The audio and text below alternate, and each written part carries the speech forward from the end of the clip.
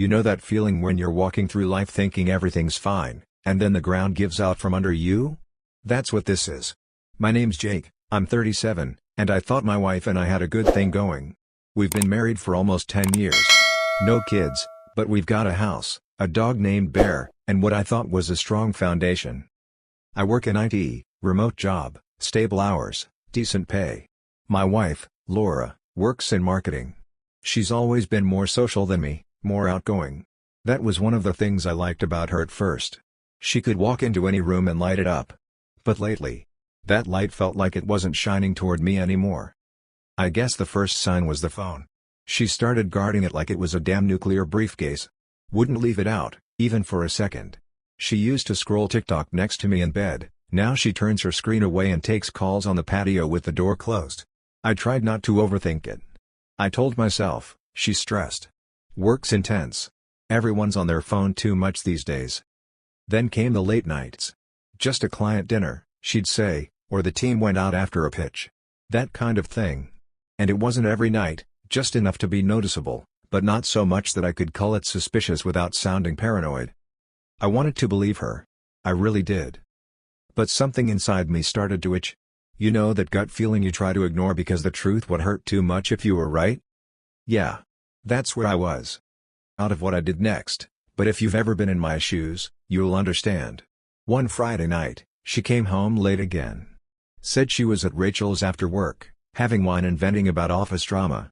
She looked flushed, hair kind of messed up, not in a disheveled way, just different. Like she'd been touched. I kissed her cheek. She smelled like expensive cologne. Not mine. That was the moment my gut officially screamed, something is wrong. She passed out early. Wine will do that, I guess. I couldn't sleep. Just laid there, staring at the ceiling, heart pounding. Then I got up and did something I swore I'd never do. I checked her phone. It was face down on the charger. I picked it up and boom, locked. Face ID only. She used to let me use it all the time. Not anymore. I tried the code I knew, her birthday. Wrong. Tried again. Locked out for 5 minutes. I put it down and just sat there. Feeling like an idiot. A desperate, paranoid idiot. The next day, I casually brought up Rachel. Asked what they talked about. She blinked like she forgot her own lie, then said, "Oh, just stupid work stuff. You wouldn't care." But I did care. Because Rachel had posted a story the night before, at home, with her dog, in pajamas. Alone. At 8:47 p.m. Laura didn't even mention that. Didn't say, "Oh, maybe she left early," or, "We weren't together long." Nothing. She just lied. It was the first crack in the wall. And once I saw that crack, I couldn't unsee it. So I made a plan. I was going to find out the truth. Even if it destroyed me. I knew I couldn't keep playing dumb. If she was cheating, I needed more than a hunch. I needed proof. Not because I wanted revenge, I just needed to stop feeling crazy. So I started watching. Quietly. No confrontations, no accusations. Just eyes open, ears up. I downloaded a phone tracking app, one of those Find My Phone type deals we used to use when one of us lost it under the couch. She'd forgotten we were still sharing location. That's when things started making sense in the worst way. Tuesday night, she said she was working late.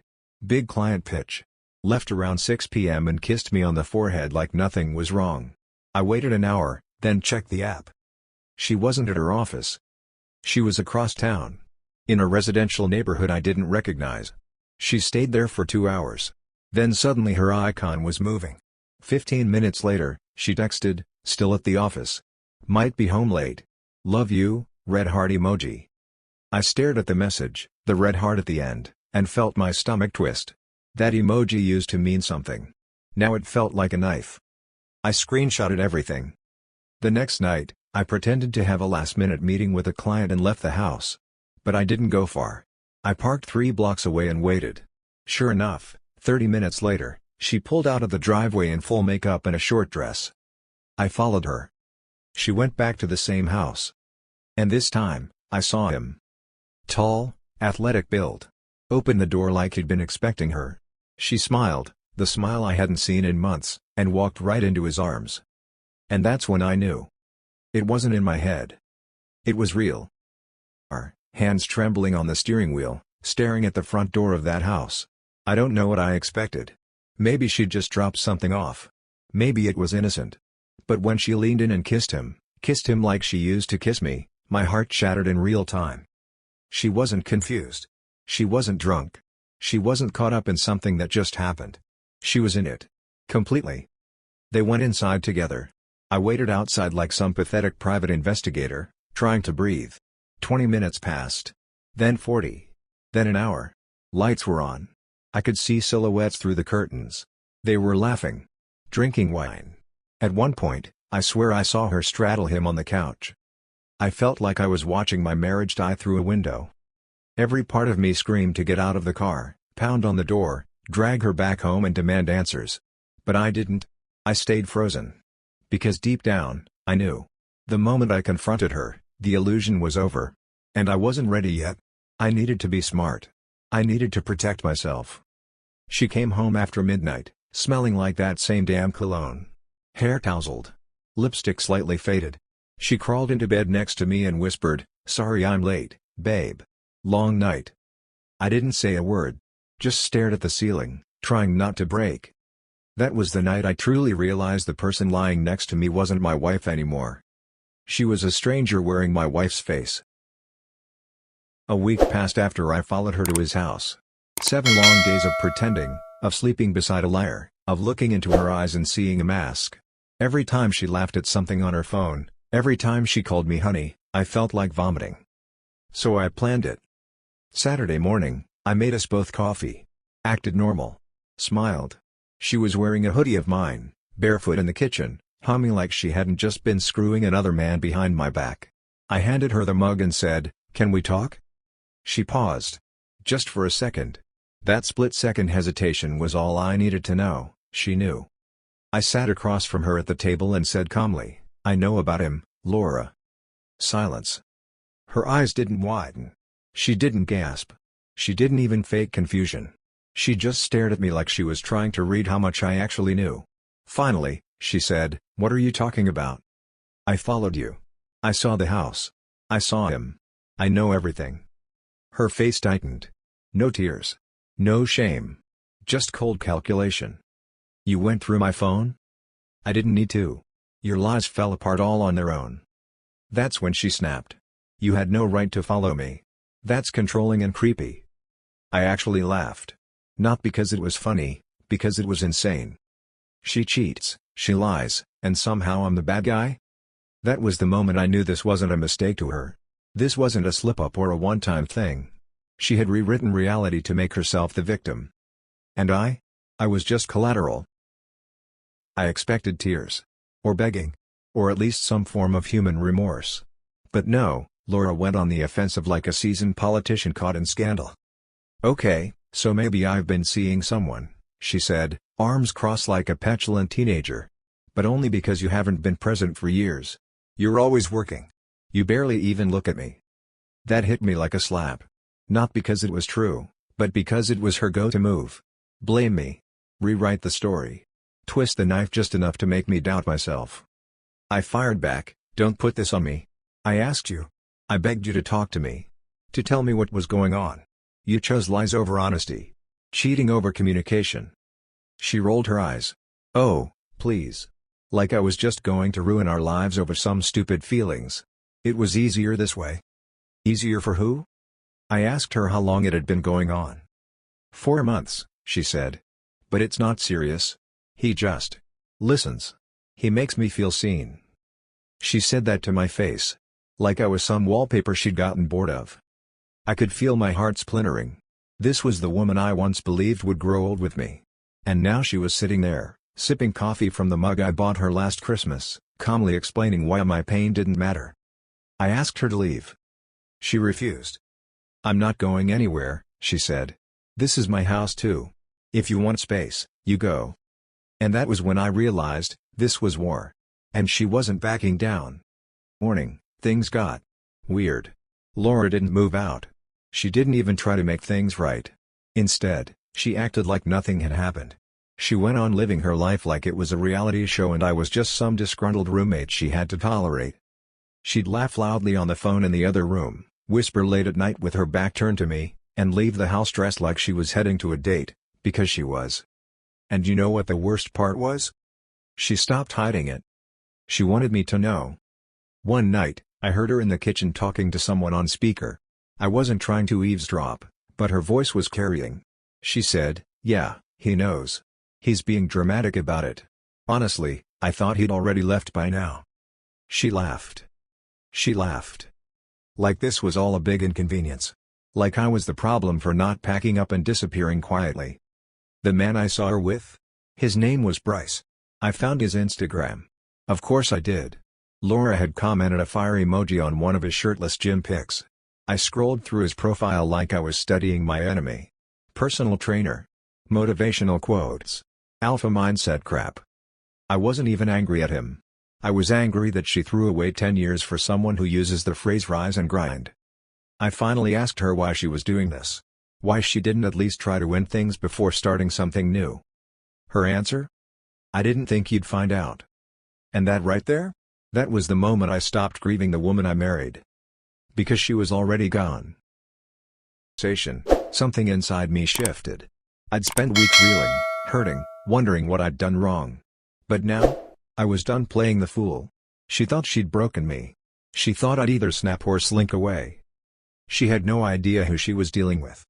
I decided to play along. I stopped asking questions. Stopped reacting. I even pretended to be distracted by work, watching YouTube videos in my home office while she snuck out of the house like a high schooler. She thought I was spiraling into apathy. But in reality, I was gathering everything. I backed up her texts. She forgot I still had access to our cloud account. I synced her phone data silently. The stuff I found made my hands shake. Sexts. Pictures. Voice notes. She even sent him a playlist called Our Nights. Our Nights. I listened to 5 seconds of one song and almost threw my phone. She wasn't just cheating. She was building something with him. And treating me like an inconvenient leftover. I started logging everything. Dates. Locations. Screenshots. Phone calls. My lawyer friend told me to document it all in case it went to court. And yeah, at this point, I knew it would. Because no matter how much it hurt, I wasn't going to let her walk away with half of everything while painting me as the bad guy. But I didn't just want justice. I wanted her to see me standing when she thought I'd be crawling. And for that, I needed patience. So I waited. Smiled. Played the part. All while building a case that would make her lies collapse like a house of cards. Waiting, and gathering proof, something inside me finally snapped. One night, I came home early from work. I wanted to surprise her, or maybe just confront her head-on.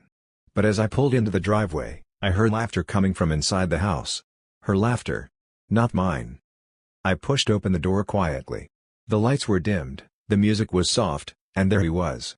Bryce. Sitting on our couch, smirking like he owned the place. Laura was perched on his lap, fingers tangled in his hair. My breath caught. My fists clenched. They looked up like I was some intruder in their little fantasy. Laura's eyes went cold, like I'd ruined her perfect night. I didn't say anything at first. I just stood there, frozen. Bryce finally got up, sneering. "Look who decided to show up early. Didn't think you had it in you, Jake." I didn't bite. I just looked at Laura. "Is this the life you wanted? Sneaking around, lying to my face?" Her response? A smirk. "You're so dramatic. Maybe if you weren't such a boring, workaholic husband, I wouldn't have needed someone who actually listens." That hit like a punch to the gut. But instead of breaking me, it fueled a fire I didn't know I had. I told them both to get out. And for the first time in months, I felt a shred of control. But this was far from over. When I kicked them out, the silence in the house was deafening. It was like the walls themselves were waiting for me to break down, but I didn't. Not yet. I spent the next few days pacing, sleepless, torn between anger and heartbreak. The betrayal cut deeper than I ever imagined. But there was also a strange clarity in the pain. I realized I'd been living in denial for far too long. I'd ignored the signs, convinced myself it was all paranoia, and lost sight of how much I deserved. Friends and family tried to help, but honestly, no one really knows what it's like until you're the one betrayed. It's a loneliness that no amount of advice can fix. I thought about what to do next. Divorce felt like the obvious choice, But the legal battles, the financial strain, it scared me. Part of me hoped she'd realize the mess she'd made and come back. But deep down, I knew I couldn't rely on that. I had to reclaim my life, with or without her. So I started small, took beer on longer walks, went back to the gym, picked up old hobbies I'd abandoned. I needed to rebuild myself piece by piece. It wasn't easy. Some days, I'd stare at my phone, tempted to call her, to ask why. But I didn't. Because some questions don't have answers. This is where I am now, broken, but moving forward. Not perfect, but trying. After I kicked her out, Laura showed up at the house. It was late evening, cold outside, and I was sitting on the couch, scrolling through my phone like I was trying to pretend I didn't care. The doorbell rang. I wasn't expecting anyone, especially not her. When I opened the door, she was standing there, looking tired, with smeared makeup and eyes that screamed exhaustion, not just physical, but emotional too. "I made a mistake," she said quietly. "I want to fix this." I stared at her for what felt like forever. Inside, part of me wanted to believe her. The part that missed the woman she used to be. But the other part, the part that had spent weeks piecing together her lies, felt like screaming, "No. Don't do this to yourself." I asked her why she thought I'd even listen. She said, "Because I'm sorry. Because I love you." Her words hit me like a wave. But so did the memory of Bryce, the sneers, the lies. Was this real remorse? Or just another game? I told her I needed time. That I wasn't ready to decide anything yet. She nodded, turned, and walked away. Later that night, I lay awake thinking, could we really come back from this? Or was it too late? I realized forgiveness wasn't a switch you could just flip. It was more like a long, winding road, full of potholes, dead ends, and moments when you want to give up entirely. I started seeing a therapist. At first, I thought I was just going to vent, but the sessions became a place where I found parts of myself I'd lost. Parts that weren't defined by her betrayal or the pain she caused. I learned that forgiveness wasn't about forgetting or excusing what happened. It was about freeing myself from the anger that threatened to consume me. Laura and I met a few times after that, cautiously, carefully. Sometimes it felt like we were strangers trying to relearn a language. Other times, I caught glimpses of the woman I fell in love with, but they felt fleeting, like a mirage. I asked myself, could I rebuild trust with someone who shattered it so thoroughly?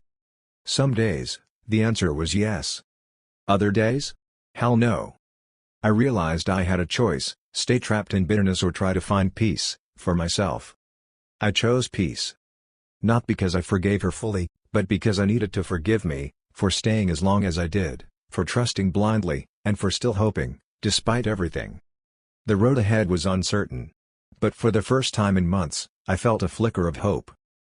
Therapy, long talks, and painful reflection, I finally reached a crossroads. Was I willing to rebuild what Laura and I had, or was it time to let go and start fresh? It wasn't an easy decision. On one hand, we had history. 10 years together. Memories. Shared dreams. But on the other, there was the betrayal, the lies that cut deep and changed everything. We tried couples counseling, but it felt like patching a sinking ship with duct tape. Every session dredged up old wounds. Laura was defensive, and I was guarded. The trust wasn't just broken, it was shattered. Still, I wanted to believe people can change. I hoped that if she really wanted to, she could make amends. But slowly, the cracks became too big to ignore. The pain was still there. The anger flared up when I least expected it. And deep down, I realized maybe some things just can't be fixed. One night, I looked at Laura and said, "I'm trying. But I don't know if this is enough anymore." She nodded quietly. No promises. No fights. Just silence. That's when I understood, sometimes love isn't enough. Sometimes, walking away is the bravest thing you can do. Things with Laura wasn't easy. It felt like admitting defeat, like losing a part of myself. But it was also the moment I reclaimed my freedom. The divorce process was messy, of course. Emotions ran high. There were moments when I wanted to scream or cry, or both. But I tried to focus on the future instead of the past. I moved into a smaller apartment, started fresh with Bear, and reconnected with friends I'd neglected. It was humbling to rebuild from scratch, but also strangely liberating. I picked up old hobbies, painting again, something I'd given up years ago. It helped me heal, piece by piece. Most importantly, I started learning to trust myself again. It's been months since the dust settled. Some days are still hard. Loneliness creeps in sometimes. But I'm learning that life after betrayal can be beautiful, too. I'm not the same man I was before. I'm stronger, wiser, and maybe a little more guarded. But I'm ready to write the next chapter on my own terms. This whole nightmare has changed me in ways I never expected. Betrayal hits like a freight train, shattering trust, breaking your heart, and leaving you questioning everything you thought you knew about love and yourself. But I've learned a few things that might help anyone going through the same hell. 1. Trust your gut. If something feels off, don't ignore it. Your instincts are often smarter than your doubts. 2. Don't be afraid to seek help. Whether it's therapy, friends, or online communities, you don't have to face this alone. 3. Self-worth isn't negotiable. No one has the right to treat you like you're disposable. 4. Healing takes time. There's no quick fix. Be patient with yourself. 5. Sometimes, walking away is the strongest choice. Love alone can't fix everything. I won't pretend this journey was easy. It was brutal, lonely, and confusing. But I'm grateful for the clarity it gave me. For the chance to rebuild myself stronger and wiser. If you're watching this, feeling broken or betrayed, know this: you are not alone. And there is hope. Thank you for following my story. If it resonated with you, please subscribe for more real stories and honest reflections. Together, we heal. Subscribe now, because everyone deserves a second chance at happiness.